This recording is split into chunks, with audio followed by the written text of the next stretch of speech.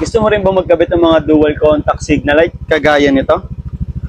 Saktong-sakto at kararating lang itong dual contact signal light na na-order ko. Ito nga pala yung T15 dual contact signal light. Combination of color white and yellow nga pala itong na-order ko. Check mo na lang din sa yellow basket yung color preference mo. Kailangan lang natin ng wire. Ito yung i-jumper natin para makabit natin tong T15 dual contact signal light. Cut na lang natin to. Pwede nyong tanggalin to. Ayan. Ito, yung itatap natin dito.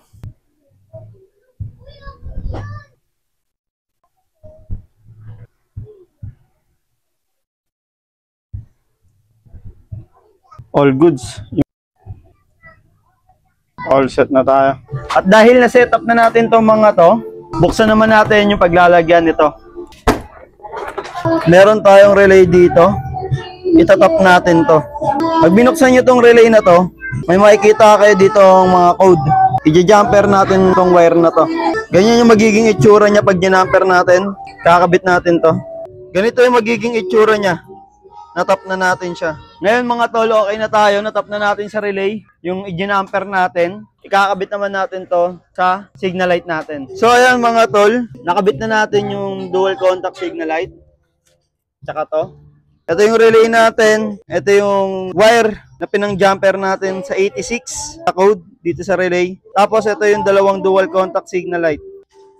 Bali ganyan lang yung nagiging structure niya mga tol. Tignan natin kung magiging goods. So ganyan yung magiging itsura niya mga tol. Naka-open na yung dalawa nating dual contact signal light. Try naman natin yung mga signal light natin kung magiging goods. Ito yung kaliwa. Ito yung kanan.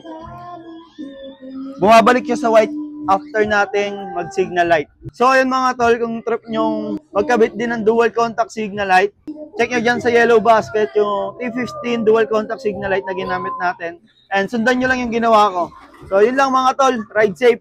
After naman natin makabit yung dual contact signal light, ito na yung itsura niya ngayon. And this light is brought to you by Papa Josh. Kung gusto mong ang buhay ay maging bright, bumili ka ng T15 dual contact signal light. Muli.